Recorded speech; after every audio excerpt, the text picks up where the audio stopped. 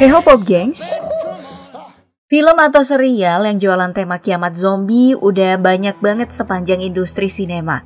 Mulai dari Walking Dead, Train to Busan, Peninsula, Zombieland, sampai Resident Evil. Yang jualan tema heist alias perampokan juga udah banyak banget. Kamu mungkin tahu film kayak Ocean Saga, Baby Driver, Now You See Me, Italian Job, sampai serial Money Heist yang beberapa tahun belakangan lagi naik daun. Nah, berhubung karena kompetitor banyak banget, film-film yang main di dua tema tadi mau nggak mau harus selalu nyari hal baru dong ya, biar ada yang mau nonton. Cuman setelah bertahun-tahun yang akhirnya beneran sukses ngasih hal seger, ternyata cuman franchise Army of the Dead. Seenggaknya itu menurut aku sih.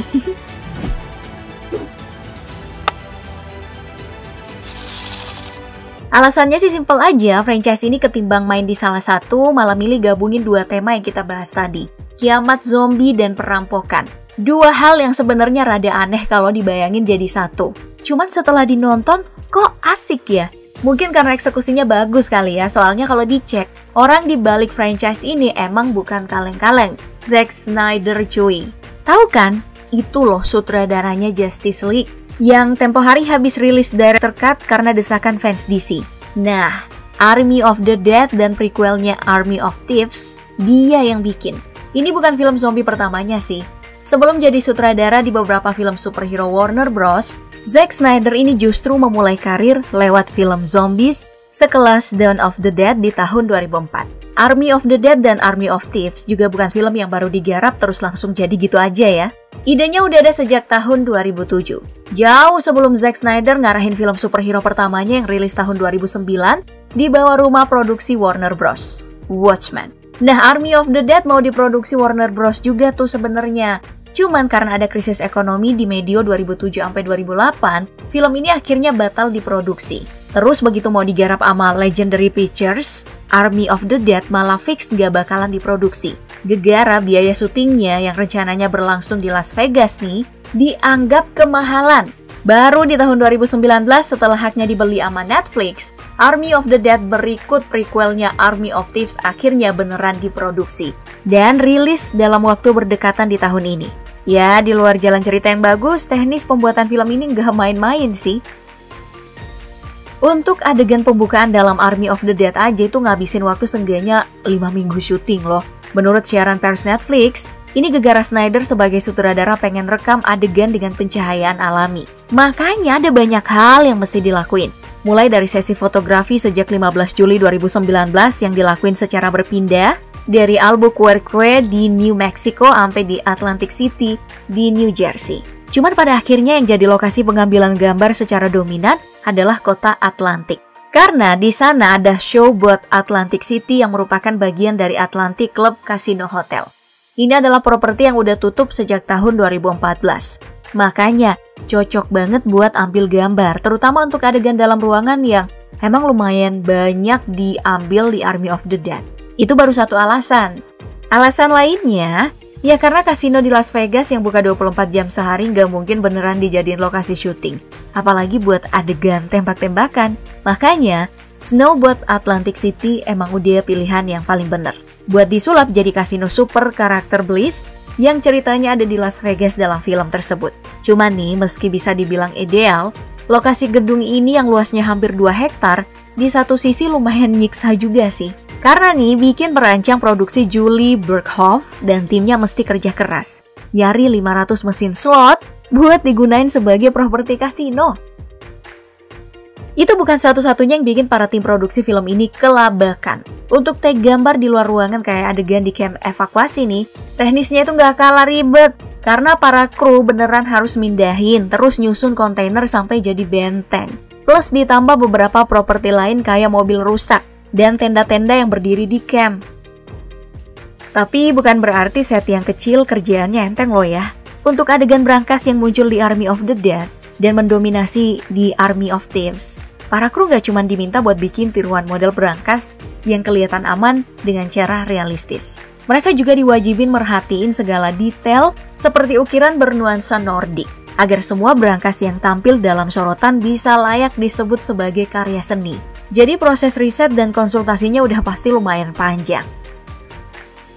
Jadi nggak usah tanya deh gimana ribetnya make up prostetik dalam film ini. Karena selain mikirin soal detail yang secara artistik bisa gambarin seramnya penampakan para zombie, para kru juga mesti mikirin gimana make up itu bisa bertahan dan tetap nyaman digunain dalam adegan aksi.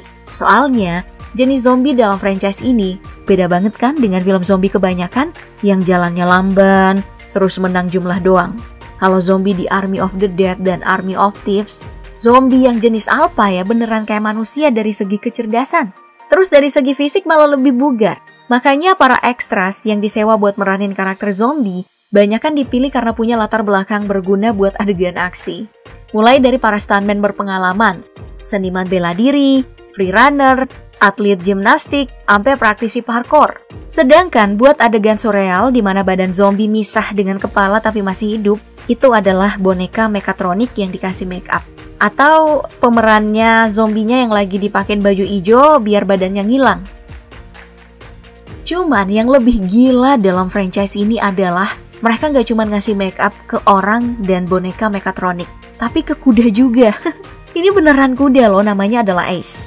Makanya nggak usah heran kalau suatu saat kamu nemu laporan keuangan film Army of the Dead, di dalamnya itu ada anggaran buat perawatan kuda. Soalnya buat mastiin kuda ini nggak dieksploitasi selama syuting, sejumlah organisasi perlindungan hewan sengaja didatengin ke lokasi buat ngecek. Dan hasilnya selama gunain make up sama kostum. Gila nggak tuh? Gabe Bartalo si tukang make up diwajibin bareng timnya buat ngasih servis ke Ace biar nggak kepanasan. Itu aja teknisnya udah ribet banget kan? Belum masuk ke gimana mereka bikin kostum khusus yang bisa pas ke ukuran badan kudanya. Tapi tetap realistis dan kelihatan serem. Dan untungnya sih yang dipakein makeup cuman kuda, bukan harimau zombie yang namanya Valentine itu. Soalnya bahaya kan kalau hewan buas kayak gitu mau dipakein makeup. Jadi emang tim VFX yang udah mesti turun tangan itu. Mulai dari ngelakuin riset ke tempat konservasi buat mindai gerakan dasar dari harimaunya, sampai bikin desain dan ngerjain animasi untuk berbagai adegan yang nampilin harimau ini.